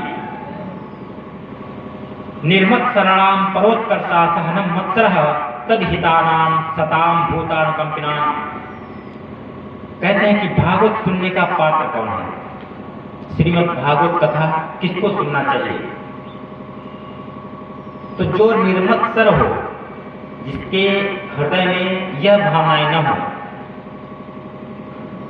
कि इसके यहाँ भागवत हो गई, हमारे यहाँ कब होगी, ऐसी भावनाएं न हो, जलन न हो कि हम जमीन पे बैठे हैं और ये कुर्सी पे बैठा है। जब ऐसी भावनाएं मन में नहीं जिसके रहेंगी, वही भागवत सुनने का अधिकारी होता है। जो हृदय से मत्सर चला गया हो, जिसके किसी की मान बढ़ाई, धन, वैभव, प्रतिष्ठा आदि को देखकर आपका मन प्रसन्न होने लगे। जब आप देखें कि पांडे जी का मकान बहुत अच्छा सुंदर बन गया है, तो ईर्ष्या करने के बजाय आपके मन में ये हो कि वाह, पांडे जी का बड़ा अच्छा घर बन गया है। भगवान ने जैसी कृपा इनके ऊपर की है, वैसी ही कृपा सब पर कर दें। जैसा घर इनका बना है, नारायण सभी का घर ऐसा ही बनवा दे। जब ऐसी भावना आपके मन में होगी, तब आप श्रीमद् भागवत कृपा पात्र होंगे, उसको सुनने के अधिकारी होंगे। शरीर यहाँ पर रख करके मन में दुर्भावनाएं रखना भागवत सुनने का अधिकारी नहीं होता। ऐसे व्याख्याएं विद्वानों ने की। व्यास जी महाराज कहते हैं कि ऐसे भाव आपके हृदय में जब आ जाएं तो समझिए कि आप श्रीमद् भागवत के उत्तम पात्र बन गए हैं, क्योंकि प्रायः लोग अपने दुखों से दुखी होते हैं। दुखों से दुखी नहीं होते बल्कि दूसरों के सुखों को देख करके दुखी हो जाते हैं। वेद्यम वास्तव मत्र वस्तु सेवदम तापत्रयोर्मूलनम। पुनः अत्र शब्द का प्रयोग किया कि वेद्यम वास्तव में अत्र वास्तवम वस्तु वेदम। श्रीमद् भागवत वास्तव वस्तु का बोध कराया गया है। श्रीमद् भागवत वास्तव में है क्या, इसकी सत्यता क्या है, इसके विषय में जब व्यास जी कहते हैं कि श्रीमद् भागवत वेद्यम वास्तव मत्र अत्र वास्तव वस्तु वेद्यम वास्तवश्च जीवः वास्तवी च माया वास्तव जगत। संसार 3 चीजों के लिए बना है, जीव जगत और माया। तीनों चीजें जहां पर हम वही सांसारिक व्यक्ति कहलाता है। जगत है तो जीव है तो माया है। व्यक्ति जब तक गर्भ में रहता है तब तक उसको अपने पुराने जन्म का सब कुछ स्मरण रहता है, पर जब वह जन्म ले लेता है, धरती का स्पर्श करता है, सृष्टि की धरती की वायु जब उसके शरीर को स्पर्श करती है तो भगवान नारायण की माया उसको तुरंत कवर कर लेती है, कवच बन करके चारों तरफ से ढक लेती है, जिससे उसकी जितनी भी स्मृतियां होती हैं पूर्व जन्म की सब समाप्त हो जाती है। इसलिए यह समस्त जगत 3 वस्तुओं से जाना जाता है। तो भागवत का श्रवण करने से जीव जगत और माया का बोध हो जाता है, सत्यता आपको पता चल जाती है, जिसके बोध हो जाने से शिवदम, जीव का कल्याण हो जाता है, शिवदम शिव को प्राप्त हो जाता है। तापत्रयोन्मूलनम, वह संसार के दैहिक दैविक भौतिक तापों से उन्मुक्त हो जाता है और उसे समस्त कष्टों से उसका निवारण होता है। किम वा परैरीश्वरः, साधन करते करते व्यक्ति का शरीर पूरी तरह से जब स्वस्थ हो जाए, आपके हृदय पटल पर भगवान विराजमान रहे, जब आपको कोई काफी समय से पूजा पाठ करते करते जब कोई कष्ट हो जाए या आपके घर में कोई घटना हो जाए तो बहुत सारे व्यक्ति कहते फिरते हैं कि हमने तो किसी का कुछ बिगाड़ा ही नहीं था, हमेशा भगवत स्मरण किया, सच्चाई के मार्ग पर चले, इतना करने के बावजूद हमारे साथ यह घटना कैसे घट गई। भगवान कहते हैं कि वास्तविक यह नहीं है कि आपके साथ घटना क्यों बढ़ रही है। आप यदि साधन करते रहेंगे आपका शरीर शुद्ध हो जाएगा, और जब आप इस बार अगर भगवान का साक्षात नहीं कर पाए तो अगले जन्म में फिर से आप मानव योनि को प्राप्त करेंगे और उस जन्म में भगवान का साक्षात्कार अवश्य करेंगे। इसलिए कहा गया है कि सत्यो हत्योरुद्धते प्रकृति तुष्टुभिस्तत्क्षणा। यदि आपने इस शरीर के द्वारा भगवान का साक्षात्कार नहीं किया तो अगले जन्म में पुनः शरीर को धारण करेंगे और फिर भगवान का साक्षात दर्शन आपको प्राप्त होगा। श्रोतम इच्छद्भिः शुश्रूभिः तत्क्षणात् ईश्वरः हृदयोरुद्धते। यदि आपकी साधना इसी जन्म में अधिक हो जाएगी तो हो सकता है कि आपके हृदय पटल पर भगवान नारायण का साक्षात्कार हो, पर कुछ समय के लिए होगा, क्योंकि आपका हृदय, आपकी साधना शायद कच्ची हो। इसलिए अधिक से अधिक साधना करने पर यदि इस जन्म में आपको छाया प्राप्त हो जाती है, साक्षात्कार होता है और सदा आपका हृदय उनकी समीपता को चाहता है, तो साधन करते रहिए, स्मरण करते रहिए, भगवत धाम का हमेशा स्मरण करें, नारायण के चित्र को हमेशा हृदय पर बैठाएं। इस जन्म में नहीं तो अगले जन्म में आपकी सारी इच्छाएं अवश्य पूर्ण होंगी। बोलिए वृंदावन बिहारी लाल की जय हो। निगम कल्पतरोर्गलितं फलम् सुखमुखादमृतद्रव संयुतम् पिबत भागवतं रसमालयम् मुहुरहो रसिका भुवि भाविकाः। नितरां गम्यति बोधयति स निगमो वेदः। वेदों का नाम निगम कहा गया है। वेद रूपी इस विशाल कल्पतरु का जो पका हुआ फल होता है, जब कोई पेड़ बहुत विशाल हो जाता है उसमें जो फल लगे होते हैं पक जाते हैं तब स्वतः वो पृथ्वी पर गिर जाते हैं। तो यह फल गिरने वाला नहीं है। वेद रूपी निगम कल्पतरु, विशाल कल्पतरु का सबसे मीठा फल, पका हुआ फल श्रीमद् भागवत को कहा गया है। तो फिर से निराकार ब्रह्म उपासक जो हैं वह प्रश्न करते हैं कि भागवत रूपी फल बहुत परिपक्व है और वेदों का फल नहीं है, क्योंकि यह भागवत रूपी फल पका हुआ है, इस बात का परीक्षण कैसे हो? यदि फल पका होता तो अपने आप गिर करके टूट जाता। इसका परीक्षण कैसे हो कि यह फल पका हुआ है? भागवत इतना पका हुआ है, इसका रस इतना अच्छा है कि यह स्वतः प्राप्त होता है। तब व्यास जी कहते हैं कि वेद रूपी वृक्ष का जो उच्च शाखा है वहां से जब फल गिरता है तो यह ऐसा फल नहीं है कि तुरंत जो है पृथ्वी पर आकर गिरे। यह एक शाखा से गुजरता है, दूसरी शाखा में आता है और उस शाखा से गुजरते हुए तीसरी शाखा में आता है।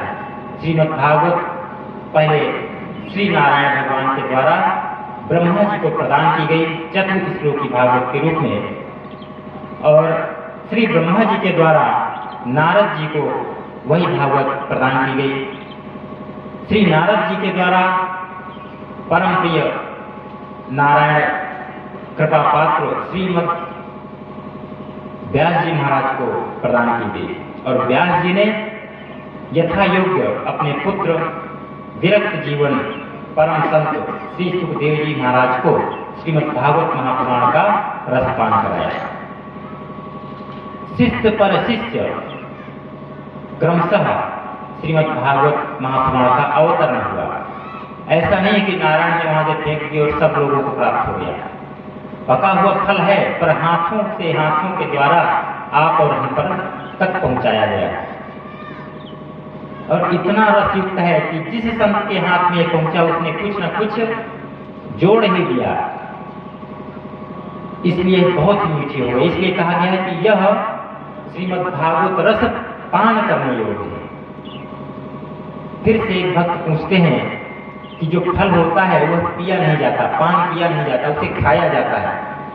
आप कह रहे हैं कि इस फल को पीना है, तो कैसे पिए? फल तो खाने की चीज है। तब व्यास जी कहते हैं, जो बुद्ध समाज है वह कहता है, बड़े बड़े वक्ता कहते हैं कि यह ऐसा फल है जिसको पिया ही जाएगा। कारण यह ऐसा फल नहीं जिसमें गुठली है, छिलका है, उसको उसमें गूजा है जो निकालना पड़ेगा, रस पेरना पड़ेगा तब रस निकलेगा। नहीं, यह ऐसा फल है जिसमें ना तो छिलका है, न गुठली है, न गूदा है, सिर्फ रस ही रस भरा हुआ है। और जिस फल में सिर्फ रस हो उसको पिया ही जाता है, खाने की आवश्यकता नहीं पड़ती। बोले वृंदावन बिहारी लाल की जय हो। इस भागवत रूपी फल को पीना चाहिए। तब फिर से शंका होती है, प्रश्न उठता है कि पी तो लें, पर यदि खट्टा निकल गया तब, या रस कड़वा हुआ तो गला खराब हो जाएगा। कैसे किया जाए? परीक्षण किया जाए। तब कहते हैं कि फल की विशिष्टता, उसके मीठापन का क्या उपाय है? कहते हैं कोई भी वृक्ष है जिसमें फल लगे हुए हैं, यदि उसमें तोता का मुख लगा हुआ हो तो बिना देखे ही आप उस फल को ग्रहण कर सकते हैं, कह सकते हैं कि मीठा है। तो यह श्रीमद् भागवत महापुराण सुखदेव जी महाराज के द्वारा मुखकृत है, उनके द्वारा चिन्हित किया गया है, पढ़ा हुआ है, पहले से ही खाया हुआ है, रसपान किया हुआ है, इसलिए बहुत ही मीठा फल है। अमृतम परमानंदः स एव द्रवो रसः। परमात्मा को श्रुतियों ने रस रूप में ही प्रदान किया है, प्रतिपादन किया है कि रसो वह सह रसम योवम लब्धाव नदी भवति। वह परमात्मा रस स्वरूप है, वही परमात्मा रूपी रस इस भागवत रूपी फल में भरा हुआ है। कृष्ण रस के परिपूर्ण फल को जो भी व्यक्ति स्वच्छ हृदय से पान करता है उसके समस्त पाप धुल जाते हैं। उसके मस्तिष्क में जो ग्रंथियां लगी हुई हैं किंतु परंतु की वह समस्त नष्ट हो जाती हैं, स्वतः खुल जाती हैं। वांगमय मूर्ति भगवान श्री कृष्ण श्रीमद् भागवत वह रसराज श्री कृष्ण के ही रूप में विद्यमान है। अतः व्यास जी कहते हैं कि इस भागवत रूपी फल को पीना चाहिए, पियो। पुनः एक जिज्ञासु भक्त प्रश्न करता है, जय हो व्यास जी महाराज, मान लिए कि फल पीना है, पर ये बताइए इस भगवत रूपी फल को कौन कौन पी सकता है? सभी लोग तो नहीं पी सकते, या सब लोग पचा नहीं सकते। कोई शरबत पिया तो किसी को ठंड लग जाती है, किसी को जुकाम हो जाती है। इसलिए कहने का तात्पर्य है कि ऐसा कौन पात्र है जिसको आप इस फल को प्रदान करना चाहेंगे, सुनाना चाहेंगे, किसे सुनाना चाहेंगे? यदि फल वितरण हो रहा हो तो कोई भी आकर के इस फल को, फल के रस को पीना चाहेगा, परंतु जो प्रदान कर रहा है, जो दाता है, वह किसको देना चाहता है? तो कह रहे हैं व्यास जी, आप इस श्रीमद्भागवत रूपी रस को कैसे श्रोताओं को पिलाना चाहते हैं? तो व्यास जी कहते हैं कि अहो रसिका भूई भाविकाः, जो रसिक है, भावुक है, जो निर्मल मन है, हृदय से पवित्र है, जिसका हृदय हमेशा सच्चिदानंद भगवान के चरण कमलों का रसपान करता रहता है, उन्हीं में उसका हृदय परिलक्षित होता है। ऐसे भक्तों को, रसिकों को, जो भाविक हैं, ऐसे लोगों को मैं यह रस देना चाहूंगा। यदि बिना बुलाए जिस व्यक्ति को प्यास न लगी हो, यदि आप उसको जबरदस्ती पानी पिलाएंगे तो पानी पीने का आनंद उसको नहीं आएगा, ना ही आपको पिलाने का आनंद आएगा। कहते हैं कि गर्मी के सीजन में यदि आप आमरस किसी को पिलाते हैं या नींबू शरबत पिलाते हैं, तो जब व्यक्ति को प्यास लगती है स्वयं आके दाम देकर के पी लेता है। पर जब वहीं कहीं पौसला लगा होता है तो उस पौसला में जहाँ पर फ्री पानी मिलता है, वहां पर वही व्यक्ति जाता है जिसको प्यास लगी हो। यदि वहीं पर खड़ा होकर के कोई जबरदस्ती भैया पानी पी लो, भैया पानी पी लो, अरे महाराज आके पानी पी लीजिए, ऐसा बार बार कहेगा, तो यदि कोई जबरदस्ती पहुंच भी गया, आपने पकड़ कर उसको पानी पिलाया, तो पहले ही प्रश्न करेगा। क्यों प्रश्न क्यों करेगा? क्योंकि उसको प्यास नहीं लगी है, प्यासा नहीं है वो। और फिर भी यदि आप पानी पिलाएं तो कहेगा भाई पानी कहाँ से आया है, स्वच्छ है, सही जगह से निकाला है, या कुएं से, कुआं खुला था कि बंद था, नहर से लिया है या नदी से लिया है या नल से लिया, कहाँ से यह पानी लिया है, गंदा तो नहीं है। पानी पिएगा बहुत बाद में, पर 1000 प्रश्न आपके समक्ष रख देगा। क्यों रखेगा? क्योंकि वह प्यासा नहीं है। परंतु वही व्यक्ति यदि रेगिस्तान में है, मरुस्थल में घूम रहा है और उसको कड़ाके की प्यास लगी है, और वहां पर यदि कोई कह दे भैया पानी पी लो, तो वह जाएगा तुरंत पानी पी लेगा। वहां पर यह नहीं पूछेगा कि पानी कहाँ से आया, भले ही वो पानी नाले से ही लाकर वो रखा हो, उसको पी लेगा। जब तक उसकी प्यास नहीं बुझेगी तब तक वह प्रश्न नहीं करेगा। तो जो प्यासा हो उसी को पानी प्रिय होता है, जो भूखा हो उसी को भोजन प्रिय होता है। यदि भूखा नहीं है और जबरदस्ती आप लोग उसको खाना खिलाएं तो वह खाने में रुचि नहीं दिखाएगा, बल्कि अनगिनत गलतियां दिखा सकता है। खाने में नमक ज़्यादा है, चाय में चीनी ज़्यादा है, बिस्कुट हम नहीं खाते, इसकी आवश्यकता नहीं है, बहुत सारे प्रश्न खड़े होंगे। इसलिए जिस व्यक्ति को प्यास लगे उसको पिलाने का आनंद अलग है। तो श्री व्यास जी कहते हैं कि जो रसिक होगा, जो भावुक होगा, उसको यह श्रीमद् भागवत रूपी रसपान कराने का मैं इच्छुक हूँ। पीने का सबको अधिकार है, जब रस मिल रहा हो तो पीने का सबका अधिकार, कोई भी आके पी सकता है। पर रस पिलाने में उस व्यक्ति को ज़्यादा आनंद आएगा जो रसिक हो, रस पीने का आदी हो, जिसे रस पीने में आनंद आए। जो व्यक्ति श्रीमद् भागवत कथा चरित्र को सुनकर आनंद प्राप्त करे, कुछ नई चीज सुने या शोध करे या जोड़े, ऐसे व्यक्ति को मैं इस श्रीमद् भागवत पुराण महारूपी रस को पिलाना चाहूंगा। ऐसा श्री व्यास जी कहते हैं कि अहो रसिका भूई भाविका, जो रसिक होगा उसी को पिलाने में अलग आनंद आएगा। कि नैमिष क्षेत्रे ऋषिः सौनकादयः सत्रम स्वर्गाय लोकाय सहस्रस्तममास्तः। जो रसिक होता है पागलों की तरह भागता है, कहाँ पर कथा हो रही है, सिर्फ कथा की ध्वनि सुन करके वो वहाँ पर पहुँचता है, अकेले में पहुँच करके मित्रों को भी लाता है, अपने परिवार को भी लाता है कि वहाँ पर श्रीमद् भागवत रूपी रस बह रहा है, चल के हम लोग भी थोड़ा थोड़ा ग्रहण करते हैं। नैमिषे क्षेत्रे ऋषिः संकाद्यः सत्रम स्वर्गाय लोकाय सहस्र सममासत। नैमिषारण्य की पावन भूमि में सौनक आदि 88,000 ऋषि मुनि एक सहस्र वर्ष 1000 वर्ष का सत्संग सत्र चल रहा है। भगवान ब्रह्मा जी के द्वारा नैमिषारण्य तीर्थ की खोज की गई। 1000 साल तक ऋषियों का वहाँ सत्संग होना था, यज्ञ कार्य चलना था। वहीं पर 88,000 ऋषि मुनि एकत्र होते हैं। जब यज्ञ कार्य चलता है तो उस समय सारे व्यस्त होते हैं, यज्ञ कार्य करते हैं, पर जो खाली समय बचता है, रिक्त समय जो होता है, उसको भी सत्संग में लगाया जाए। जब यज्ञ कार्य चलते हैं तो यज्ञ कार्य के बाद भी जो समय बचे उसको भी सत्संगति में, संतों की संगति में, विद्वानों की संगति में जो व्यतीत किया जाए उसी को अच्छा यज्ञ माना जाता है।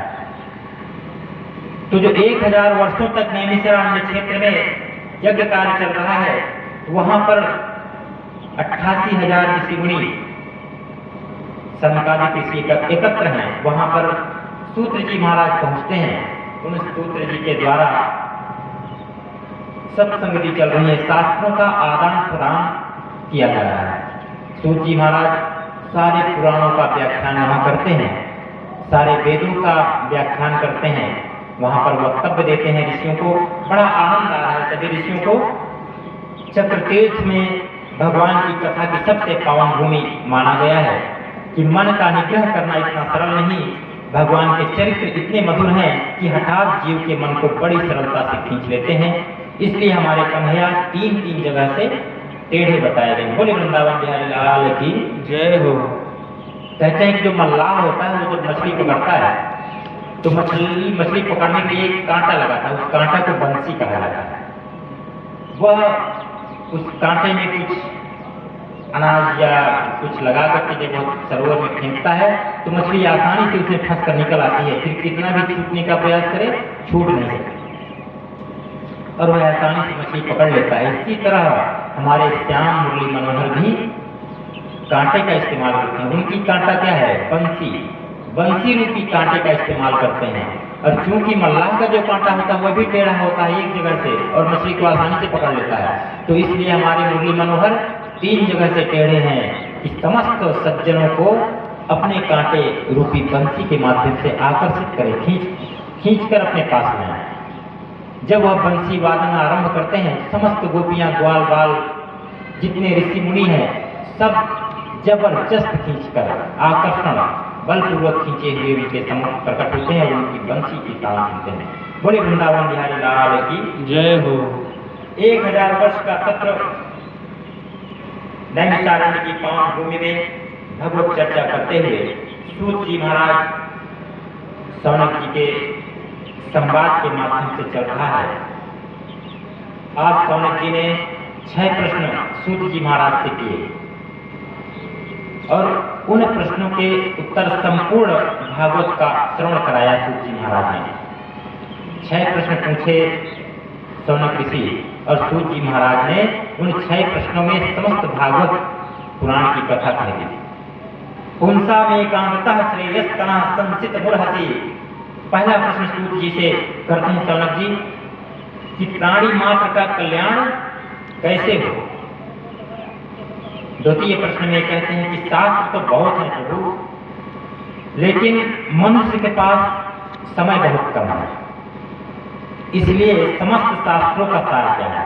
कोई ग्रंथ पढ़ने का समय नहीं है, इसलिए कोई ऐसा उपाय बताइए कि सारे ग्रंथ न पढ़ना पड़े और उस ग्रंथ के समस्त ग्रंथों के सार को पढ़ लिया जाए और हमें पुण्य मिले 18 पुराणों के पढ़ने का, समस्त उपनिषदों के पढ़ने का, चारों वेदों के पढ़ने का हमको पुण्य प्राप्त हो। कुछ ऐसा उपाय बताइए सूत जी। सौनक ऋषि जी सूत जी से प्रश्न करते हैं कि भगवान यदि सर्वसमर्थ जगदीश्वर हैं तो वह अवतार क्यों लेते हैं?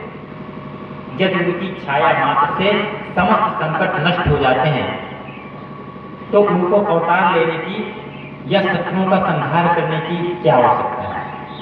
वह वहीं पर बैठे बैठे भी कंस आदि राक्षसों का संहार कर सकते हैं। फिर देवता नारायण को, देवताओं को अवतार लेने की क्या आवश्यकता है? परमात्मा का जन्म क्यों होता है, क्यों आवश्यक है? अगला चौथा प्रश्न शौनक जी करते हैं कि यदि भगवान ने अवतार ले ही लिया तो भगवान के कितने अवतार हुए, कहाँ कहाँ पर हुए, क्या क्या उद्देश्य था, किस कारण से हुए, किसका किसका संहार किया, यह भी हम सबको सुनने की इच्छा है। आप बताइए कि भगवान के कितने अवतार हुए। अगला प्रश्न करते हैं कि जीवन का परम लक्ष्य क्या होना चाहिए?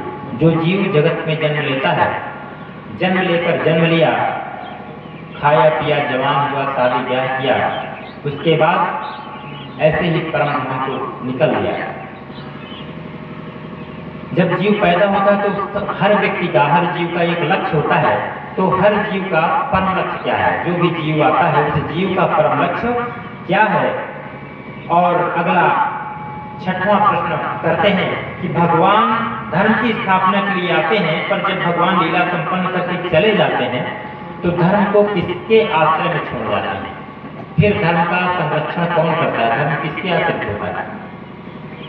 किम श्रेय शास्त्र सारः कह स्वावतार प्रयोजनम किम कर्म को ताराश्च धर्म कम शरणं गतः। इन 6 प्रश्नों को सुनकर सूत जी महाराज बहुत प्रसन्न हुए और बोलते हैं कि हे महात्माओं, पहले हम अपने गुरुदेव श्री सुखदेव जी महाराज की चरण वंदना कर रहे हैं, तब आपके इन प्रश्नों का उत्तर देंगे। सूत जी ने सुखदेव जी महाराज का 2 श्लोकों में स्मरण किया। जब भी कोई व्यक्ति कोई शुभ कार्य करके अपने गुरुदेव का स्मरण अवश्य करना चाहिए। सुखदेव जी महाराज के शिष्य हैं सूत जी महाराज। जब प्रश्न उनके सामने आए तो सूत जी कहते हैं कि मैं पहले अपने गुरु का स्मरण कर लूं, उसके बाद आपके प्रश्नों का उत्तर दूंगा। सूत जी महाराज 2 श्लोकों में सुखदेव जी महाराज की चरण वंदना करते हैं कि यम प्रवचन्तमनुपेत कृत्यम द्वैपायनो विरह कातर आजुभाव पुत्रेति तन्मयतया सर्वोभिदेत सर्वभूतहृदयं मुनिमानतोऽस्मि यः स्वानुभावमखिलश्रुतिसारमेकम् अध्यात्मदीपमदितेतीर्षतां तमोऽन्धम् संसारिणां करुणयाः पुराणगुह्यम् तं व्याससूनुपयामि गुरुं मुनीनाम्। इन 2 श्लोकों में श्री सुखदेव जी महाराज का ध्यान करते हैं। कहते हैं कि यम प्रव्रजंत मनोपेतम पेत कृत्यम, जो जन्म लेते ही प्रव्रजंत हो गया, माया से रहित हो गया, माया से मुक्त हो गया। व्रजगतौ धातु में जो प्र उपसर्ग लगा हुआ है, जिनका वैराग्य उच्च कोटि का है, छोटा मोटा वैराग्य नहीं सुखदेव जी महाराज का। पैदा होते ही वनगमन के लिए निकल लिए, जिनके पिता पीछे से आवाज लगाते हैं, हे पुत्र रुक जाओ, हे पुत्र ठहर जाओ, कम से कम 2 क्षण अपनी माता से तो मिल लो, जिसके गर्भ में 12 साल तक आपने निवास किया, उसके एक बार दर्शन तो कर लो, उसके गले तो लग लो, उसका आशीर्वाद तो ले लो। व्यास जी बार बार अनुमोदन करते हैं, बुलाते हैं उनको। तो सहज स्वाभाविक वैराग्य है महाराज का। जब पैदा हुए तो पिताजी के कहने पर भी जो नहीं थे, पिता ने सारा प्रेम उड़ेल दिया उनके सामने, परंतु सुखदेव जी महाराज ने मुड़कर भी उनकी आवाज को नहीं सुना। परमात्मा जी ने दर्शन देने, आशीर्वाद देने मां के गर्भ में पहुंचे। जब तक परमपिता परमेश्वर से वचन नहीं ले लिया सुखदेव जी महाराज जी ने, तब तक गर्भ से बाहर नहीं आया। उनसे वचन लिया कि मेरे बाहर निकलते ही आपकी माया मुझे ग्रहण नहीं करेगी, मेरा जीवन माया में लिप्त नहीं होना चाहिए, तभी मैं गर्भ से बाहर निकलूंगा। जब ऐसा वचन लिया सुखदेव जी महाराज जी ने, तब अपने मां के गर्भ से बाहर आते हैं और बाहर आते ही सीधे वन गमन करते हैं, वन की ओर चले जाते हैं, क्योंकि कोई माया उन पर प्रभाव नहीं डाल सकती भगवान की। इसलिए आशीर्वाद देने मां के गर्भ में ही जब पहुंच गए, कहते हैं कि जहां मां के गर्भ से बाहर आया कहते हैं सुखदेव जी कि जब बालक पैदा होता है माँ के गर्भ से, तो पैदा होते ही माया उसको अपनी माया में लपेट लेती है। भूमि परत भा डाबर पानी और जिम जीवन माया लपटानी। रामचरितमानस में तुलसीदास जी रचते हैं कि भूमि परत भा डाबर पानी, जैसे निर्मल जल धारा धरती का स्पर्श करते ही मलिन हो जाती है। जब कोई बूंद ऊपर से गिरता है तो बड़ा स्वच्छ होता है, पर जब धरती का स्पर्श करता है तो गंदा दिखने लगता है। धूल से स्पर्श करते ही, मिट्टी से स्पर्श करते ही मलिन हो जाता है। वैसे ही जब बच्चा पैदा होता है, जमीन पर स्पर्श करता है, तभी वो माया के चक्र में फंस जाता है और अपनी समस्त स्मृतियों को खो देता है। अहम ममेत्यग्राह करोति तुम ममा। इसलिए सुखदेव जी माँ के घर में से बाहर नहीं निकले, और जब तक प्रभु से आशीर्वाद नहीं ले लिया तब तक वह अंदर ही रहे। माया को सब कोई भजे पर माधव भजे न कोई, जो कदापि माधव भजे तो माया चेड़ी हो। माया सबको चाहिए, सबको धन चाहिए, घर चाहिए, संपदा चाहिए, घर परिवार चाहिए, स्वस्थ परिवार चाहिए, जीवन जीने के लिए अर्थ अधिक से अधिक मात्रा में चाहिए। आज एक वाहन है, कल 2-4 वाहन और चाहिए, ऐसी सबको चाहिए, पर भगवान को कोई नहीं भजता। और जो व्यक्ति भगवान को भज लेता है उसको माया की आवश्यकता नहीं पड़ती, उसको कोई अहम स्पर्श ही नहीं कर सकता। बोले वृंदावन बिहारी लाल की जय हो। जो माधव का दास बन गया उसका दास माया बन जाती है। इसलिए जो माया के बीच में रहकर भी जो स्वच्छंद रूप से नाचता है, माया के चक्र में नहीं फंसता, ऐसे सुखदेव जी महाराज को मैं बार बार प्रणाम करता हूँ। ऐसा सूत जी महाराज उनकी चरण वंदना करते हैं अपने गुरु को। इस सुंदर दीपक पर ज्वलित कर दिया जिन्होंने अंधकार में भटके हुए जीवों पर करुणा करके ही संसारियों पर अनुग्रह करने के लिए ही उन्होंने ये दीपक जलाया। ऐसे व्यास पुत्र श्री सुखदेव जी महाराज के पाद पद्मों में, चरण कमलों में हम बारंबार प्रणाम करते हैं। भगवान नर नारायण तथा भगवती सरस्वती एवं व्यास जी का स्मरण करके ही व्यास जी के शास्त्रों का वर्णन करना चाहिए। ऐसा सूत जी महाराज कहते हैं कि नारायणं नमस्कृत्य नरं चैव नरोत्तमं देवीं सरस्वतीं व्यासं ततो जयमुदीरये। इन सबका स्मरण करने के बाद श्री सूत जी कहते हैं कि मुने साधु पृष्ठभम भवत भक्ति लोक मंगल। हे ऋषियों, तुमने जो प्रश्न किए हैं वह परम मंगलकारी है, समस्त संसारी जो जगत में है उन सबका कल्याण करने वाला है। तुमने बड़े सुंदर प्रश्न किए हैं। अब ध्यान से सुनिए। जो जीव मात्र का परम धर्म है, सवम पुंसाम परो धर्मो यतो भक्ति रदोच्छजे अहत्य प्रतिहिता जायात्मा संप्रसिद्धि। जो इस आत्मा का परम लक्ष्य है वह आपको बताते हैं कि प्राणी मात्र का परम धर्म क्या है। भगवान के चरणों में प्रेम करना, उनके चरणों का स्मरण करना, हमेशा अनुराग रखना। परंतु वह भगवान का प्रेम कैसा हो? व्यक्ति स्मरण तो करता रहता है भगवान का कहने पर, जब उसके गुरु कहेंगे या भगवान का ध्यान करो तो व्यक्ति फिर भगवान का स्मरण करने लगता है। परंतु वह प्रेम कैसा हो भगवान के चरणों में, कैसी अनुरक्ति हो, कैसी भक्ति हो, उसके बारे में बताते हैं कि जब करते करते प्रेम करते करते जब कोई काम पड़ता है कि भक्ति कैसी हो, तो अहेतु की रहित रहित निष्काम, जो निष्काम से रहित हो। गुरु ने कहा है कि नारायण की भक्ति करो इसलिए नहीं, या फिर कोई कष्ट हुआ, गुरु जी के पास पहुंचे और उनसे कहें प्रभु बहुत कष्ट है भगवान, गुरु जी कोई उपाय बता दो ताकि हमारे इस कष्ट का निवारण हो जाए। कुछ नहीं तो कोई मंत्र ही बता दीजिए, मैं उसी को जप कर लूंगा, पाठ कर लूंगा, मेरे कष्ट का निवारण होगा। गुरु जी महाराज अपने शिष्य के कष्ट को देख न सके और एक मंत्र दे दिया कि जाकर के जपिए। उस मंत्र को शिष्य जपता है और उसके कष्टों का निवारण हो जाता है। जब कष्ट दूर हो गया तो उसने उस मंत्र का जाप बंद कर दिया। तब उसको कोई भी फायदा होने वाला नहीं, जो फायदा होना था हो चुका, क्योंकि उसकी निष्काम भक्ति नहीं थी, कामयुक्त भक्ति थी। उसके कुछ कार्य, कुछ प्रयोजन के निमित्त उसने उस मंत्र का जाप किया। यदि उस मंत्र का जाप वो अपनी मुक्ति के लिए करता तब शायद उसे कष्टों का सामना नहीं करना पड़ता। भगवान कहते हैं कि भक्ति कैसी हो?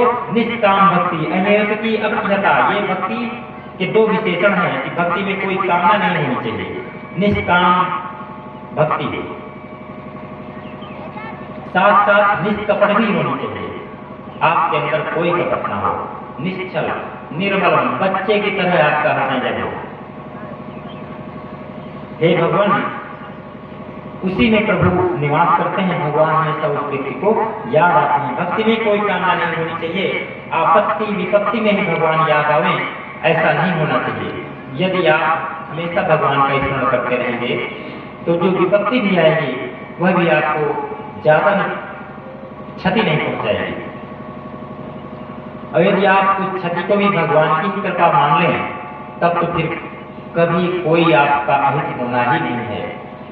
आप हर कष्ट को भगवत प्रसाद समझ करके उसका सामना करें और हमेशा भगवत स्मरण करते रहें। भगवान के चरण कमलों में आपका अनुराग बना रहे, तब फिर आपको बड़े से बड़ा नुकसान भी आपके पास से निकल करके वो कष्ट निकल जाएगा, पर आपको उसका आभास भी नहीं होगा। उसी तरह जिस तरह भगवान पैदा हुए पर कंस को आभास तक नहीं होने देंगे, उसी प्रकार यदि आपके हृदय में भगवत धाम बना हुआ है तो कष्ट आएगा आपके पास पर आपको आभास नहीं होगा। बोली वृंदावन बिहारी लाल की जय हो। भक्ति कैसी हो? निष्काम हो और निष्कपट हो। काम रहित भक्ति होनी चाहिए, निश्चल मन होना चाहिए, निश्चल भक्ति होनी चाहिए, निष्कपट होना चाहिए, किसी के प्रति द्वेष भाव नहीं होना चाहिए। सूर्योदय होने पर कमल क्यों खिलता है, या फिर चंद्रोदय होने पर कुमुदनी क्यों खिलती है? यह उनका इष्ट है, उनको उस समय खिलना है।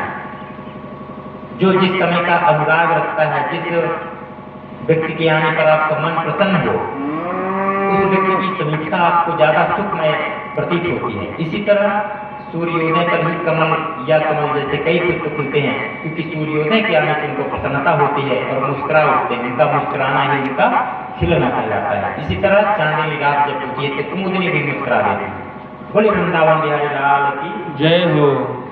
यदि ऐसी विशुद्ध भक्ति भगवान के चरणारविंद में हो जाए तो जन्यात् वैराग्यम ज्ञानम च यद हेतुकम। यदि ऐसी आपकी भक्ति है, निष्कपट है, निश्चल है, तो फिर आपको वैराग्य लेने की आवश्यकता नहीं है। आप गृहस्थ में रहकर ही वैराग्य धारण कर सकते हैं। वैराग्य क्या है? व्यक्ति संन्यास आश्रम, वानप्रस्थ आश्रम ग्रहण करते थे पहले, इसलिए कि घर परिवार से दूर हो जाएंगे तो उनका मन एकांत में जब रहेगा तो भगवत भजन करेंगे। वानप्रस्थ में रहे 25 वर्ष तक एकांत रहा, घर परिवार से दूरी बनी 25 सालों तक, तब मन में एकांत वासना आई। उसके बाद आपने संन्यास लिया, संसार सागर, संसार जगत से भी आपने किनारा किया, तब आपको मुक्ति मिलती थी। पर यदि आपके हृदय में बराबर निरंतर प्रभु का चरण विद्यमान है, उनका प्रेम विद्यमान है, उनकी छाया चित्र विद्यमान है, तो फिर आपको वैराग लेने की आवश्यकता नहीं है।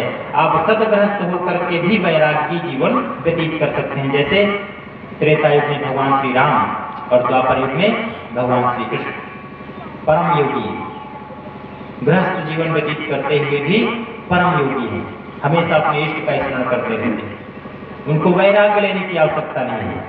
वैराग्य आम इंसान, सामाजिक व्यक्ति लेता था।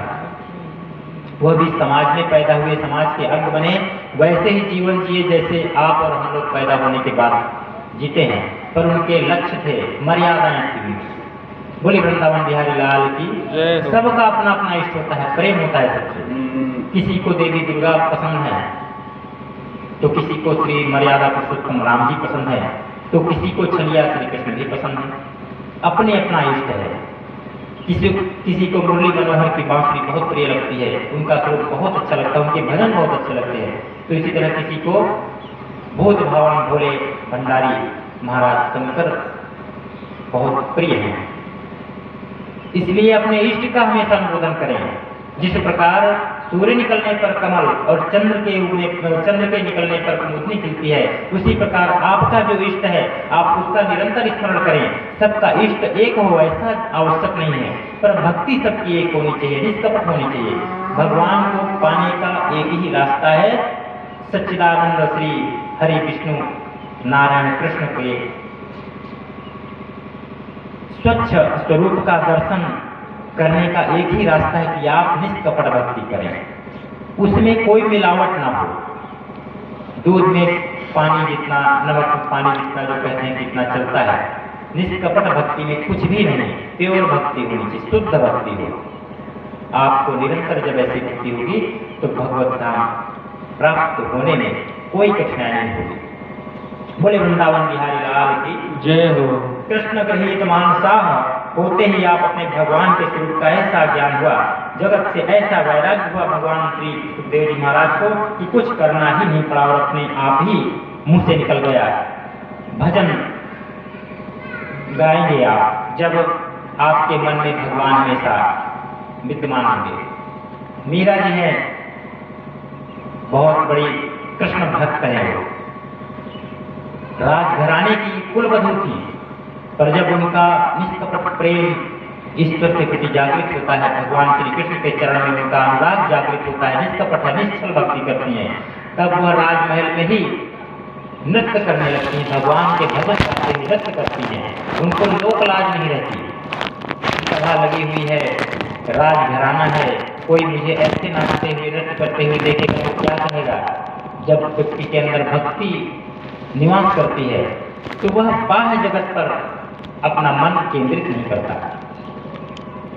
बाह्य जगत मर्यादाएं जो होती हैं घर की तभी तक रोकती हैं जब तक आपके अंदर निष्कपट भक्ति नहीं होगी। निष्कपट भक्ति तब तक रहेगी जब तक आप घर की मर्यादा को देखेंगे। जब मीरा जी जब तक देखी कि महाराज घराने की बहू हो तब तक वो भक्ति नहीं कर पाए, पर जब उनके अंदर भक्ति पूरी तरह से निष्कपट भक्ति प्रवेश करती है तब वह अपने राजमहल में ही नृत्य करती हैं, और जब ऐसे बार बार नृत्य करती हैं तो राजघराना ही उनको बाहर भगा देता है। बाहर आने की जरूरत नहीं पड़ी, भक्ति करने के लिए उनको बाहर आने की आवश्यकता नहीं पड़ी, घर वालों ने ही बाहर कर दिया। और वह उसी तरह से करते हुए एक बार भी यह बोध नहीं किया कि मैं राजघराने की कुलवधू थी या किसी राजघराने की कन्या थी। स्वच्छंद होकर के विचरण करती हैं, भगवान हरि कीर्तन करती हैं कि मेरे तो गिरधर गोपाल दूसरा न कोई, मेरे तो गिरधर गोपाल और दूसरा न कोई, मेरे तो गिरधर गोपाल दूसरा न कोई, मेरे तो गिरधर गोपाल और दूसरा न कोई। यही स्वच्छंद भजन करती हैं और उन्हीं रास्तों पर विचरण करती हैं जो उनके राजघराने के अंतर्गत आता है। यह भक्ति का स्वतंत्र स्वच्छंद स्वरूप, निष्कपट भक्ति भगवान के हृदय में हमेशा विराजमान रहते हैं, इसलिए उनको बाह्य माया क्षति नहीं पहुंचा पाती। संसार में जो आसक्ति है वह अपने आप छूट जाएगी। कब? जब भगवत प्रेम जाग जाएगा तब। अरे भाई, कन्या का जन्म होता है तो माँ बाप कितना ज्यादा उत्साह रखते हैं, कितना प्रेम होता है। जब वो कन्या बढ़ती है धीरे धीरे उसके प्रति कितना प्रेम जगता है। वही कन्या जब तक 20 साल तक माँ बाप के घर में निवास करती है, सबको यही बताती है। जब उससे पूछा जाता है कि आपका घर कहाँ है, तो कहती है ये मेरा घर है, ये मेरे माता पिता हैं, ये मेरा बड़ा भाई है, मेरी बड़ी बहन है, मेरा छोटा भाई है, ये मेरे चाचा चाची, ये मेरा वाहन है, ये मेरी गाड़ी है, घोड़ा है, सब कुछ बताती है।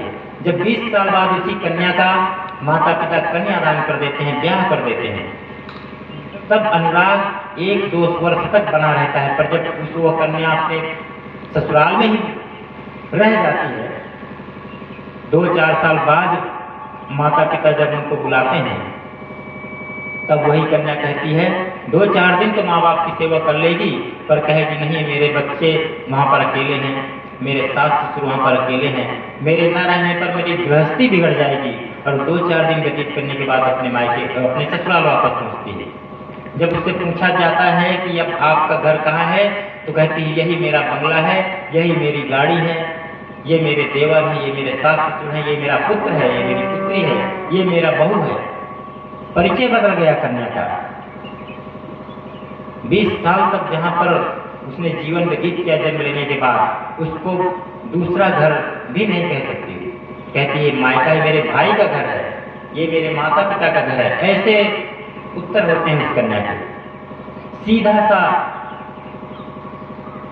संबंध है कि आपको भक्ति करने के लिए वैराग्य जीवन व्यतीत करने की या वैरागी होने की आवश्यकता नहीं, अपना घर छोड़ने की आवश्यकता नहीं है कि नहीं जब आप बाहर निकलेंगे तभी। अरे आप भक्ति करेंगे तो लोग खुद ही बाहर निकाल देंगे। महाराजा जड़ भरत जी महर्षि जब अपने अगले जन्म में जो है ब्राह्मण के घर में जन्म लेते हैं, 6 भाइयों के बीच में रहते हैं, उनको अपनी पुरानी स्थिति याद रहती है कि मैं ऋषि था इस जन्म में, तो वह भगवान में ही भक्ति लगाते हैं कि पिछला जन्म तो मेरा बिगड़ गया किसी कारणवश, तो मैं इस जन्म में ही भगवान को प्राप्त करूँ तो ज़्यादा अच्छा माया मोह से रहित होकर जीवन व्यतीत करूँ। एक माया के चक्कर में, हिरणी मृगणी के बच्चे के चक्कर में वो अपना जीवन बिगाड़ते हैं। परम तपस्वी थे इसलिए उनको